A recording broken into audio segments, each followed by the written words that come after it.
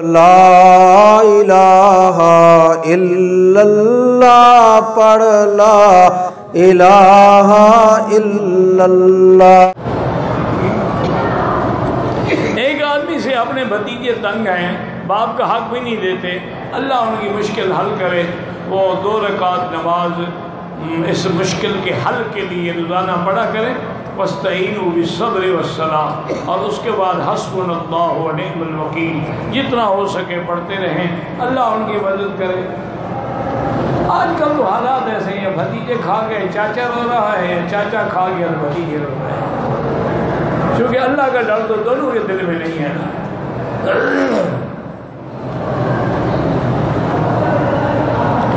بھائی حج افراد ساری دنیا میں کہیں سے بھی کوئی آئے کر سکتا، میقات پہ آ کے صرف حج کی نیت کرے وہ حج افراد ہے، اور حج اور عمرے کی ملا کے کرے وہ قران ہے، صرف عمرے کی کرے عمرہ کھول کے پھر 8 کو حج کی کرے وہ تمتع ہے، ہر کوئی کر سکتا ہے۔ یہ تو نہیں کہ صرف مکے والا تو صرف افراد کر سکتا ہے، تمتع قران کر نہیں سکتا، مسئلہ سمجھو۔ باہر سے آنے والا تو جو چاہے افراد کرے، چاہے تمتع کرے، چاہے قران کرے۔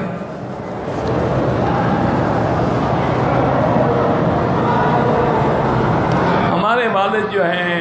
دوسری عورتوں کی طرف مائل ہیں، والدہ بھی پریشان ہیں، اس کا یہی حل ہے کہ 2 رکعت نماز پڑھیں اور اللہ تبارک و تعالیٰ سے روزانہ 2 رکعت نماز اسی نیت سے پڑھیں گی، یا اللہ ہمارے والد کو ہدایت عطا فرما اور انہیں غلط خیالات سے اور غلط عورتوں سے محفوظ فرما۔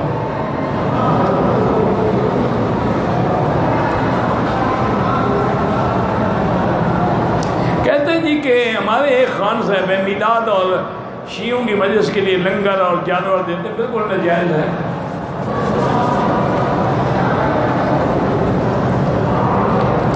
میری بیوی جو ہے وہ بڑی معذور ہے، ہاں پھر عمرہ کر سکتے ہیں۔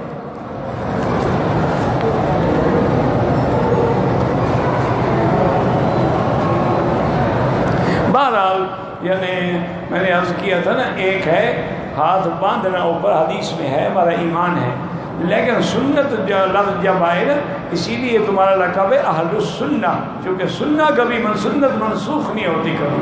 اور سنت کبھی ضعیف نہیں ہوتی، حدیث تو ضعیف بھی ہو سکتی ہے اور حدیث سے جواز ثابت ہو سکتا ہے۔ تو حضرت علی کی روایت ہے کہ من السنت، سنت یہ ہے کہ آدمی ناف کے نیچے ہاتھ باندھے، جو اوپر باندھتے ہیں کوئی مسئلہ نہیں ہے، یہ کوئی لڑائی جھگڑے کے مسئلے نہیں ہیں، یہ مستحبات ہیں۔ رمضان المبارک کی آمد ہے، تیاری بھی کریں اور اللہ سے دعا بھی کریں کہ اللہم بلغنا رمضان کما بلغتنا شعبان، کہ اللہ ہمیں رمضان نصیب فرما دے، شعبان نصیب فرما۔ اللہم ارزقنا صیام رمضان و قیام رمضان ایمانا و احتسابا، کہ یا اللہ ہمیں رمضان کے روزے، رمضان کی رات کی عبادات، تراویح، تہجد نصیب فرمانا، اور خالص اپنی رضا کے لیے نصیب فرمانا۔ اور اسی طرح حضور پاک ہمیشہ ایک تو 3 روزے ہیں نا جو سنت ہیں، 13، 14، 15، اسی طرح ہر سوموار اور ہر جمعہ، اسی طرح محرم کے 9 اور 10، اسی طریقے سے یوم عرفہ کا روزہ۔ لیکن اس کے علاوہ حضور شعبان میں سب سے زیادہ روزے رکھتے تھے، سب سے زیادہ روزے آپ شعبان میں رکھتے تھے، حتیٰ کہ بی بی عائشہ صدیقہ فرماتی ہیں کہ ہمارے جو رمضان میں روزے کبھی قضا ہو جاتے تھے حیض کی وجہ سے، تو ہمیں ان کی قضا کا موقع نہیں ملتا تھا، ہم روزے نہیں رکھتے تھے اس ڈر سے کہ شاید حضور بلا لیں۔ تو اب اگر خاوند بلا لے تو نفلی روزہ رکھنے کی اجازت ہی نہیں ہے، کیونکہ نفلی روزہ تو ایک نفلی عبادت ہے، اور خاوند اور بیوی کے ملنے سے تو آدمی جہنم سے بچتا ہے، زنا سے بچتا ہے، گناہ سے بچتا ہے، آگ سے بچتا ہے۔ اس لیے بی بی فرماتی ہیں کہ ہم سب جو ہے نا اسی مہینے میں قضا کر لیتے تھے، ہمیں پتہ تھا کہ حضور روزے کے ساتھ، تو سب سے زیادہ روزے حضور شعبان میں رکھتے تھے۔ اور علماء نے تو یہ بھی لکھا ہے کہ 15 شعبان کی رات جو ہے وہ بھی بڑی مبارک رات ہے۔ اس کے اندر بھی کوئی خاص حکم نہیں ہے ہمیں قرآن و حدیث میں، لیکن جتنا ہو سکے طواف کریں، نمازیں پڑھیں، ذکر اللہ کریں، تسبیحات پڑھیں، تحمید، تسبیح، تقدیس، تحلیل، یعنی سبحان اللہ والحمدللہ لا الہ الا اللہ، سبحان اللہ وبحمدہ سبحان اللہ العظیم، سبحان اللہ وبحمدہ عدد خلقہ وزنۃ عرشہ ورضا نفسہ ومداد کلماتہ، اور تلاوت قرآن، یعنی جتنا ممکن ہو سکے تاکہ رمضان کے آنے سے پہلے پہلے ہماری اصلاح ہو جائے۔ استغفار کریں، اگر حقوق العباد کسی کے دینی ہے تو ادا کرنے کی کوشش کریں، کیونکہ جب تک حقوق العباد ذمے ہونا چاہیے اس وقت تک عبادات قبول نہیں ہوتی، دعائیں منظور نہیں ہوتی۔ تو اللہ آپ کو بھی اور مجھے بھی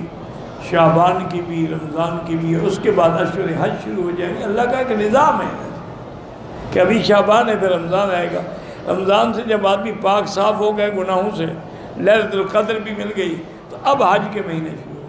شوال، ذی القعدہ، ذی الحجہ، یہ حج کے مہینے۔ واللہ اعلم۔ شب برات میں کوئی صحیح حدیث مبارک میں یہ ثابت نہیں ہے کہ فلاں عبادت کی جائے یا 15 کا روزہ رکھا جائے یا اسی رات کو لیلۃ مبارکہ جو قرآن میں ہے وہ سمجھا جائے کہ اس میں رزق تقسیم ہوتا ہے اور لکھا جاتا ہے۔ یہ تو لیلۃ القدر کے خصائص ہیں، لیکن بہت سارے علماء، محدثین، مجتہدین، اولیاء اللہ بہرحال اس رات میں خصوصی طور پہ عبادت کرتے ہیں۔ آپ بھی کریں، عمرہ کریں، طواف کریں، صفا نفل پڑھیں، قرآن پڑھیں، لیکن یہ رکھنا کہ اس میں سب کچھ تقسیم ہو رہا ہے اور یہ اللہ کا حکم ہی نہیں۔ شب برات کے دن 3 نمازیں، بالکل کوئی نماز کا، یہ لوگوں نے نمازیں بنائی ہیں، نماز کوئی کی نہیں، خاص کوئی حکم نہیں کہ دفع بلا ہو، مخلوق کا محتاج، ہاں یہ اللہ سے دعا مانگیں، باقی کوئی خاص نماز مقرر ہو وہ نہیں ہے۔ 15 شعبان کے روزے کا کوئی حکم نہ قرآن میں ہے نہ حدیث میں ہے۔ ویسے 13، 14، 15 کا روزہ رکھنا سنت ہے، تم 13 کو شروع کر دو، 13، 14، 15 رکھ لو، 15 بھی آ جائے گی۔ شب برات اور شب قدر میں، شب برات یا شب قدر میں قبرستان جانے کا تو کوئی حکم نہیں ہے، اللہ سے دعا کریں۔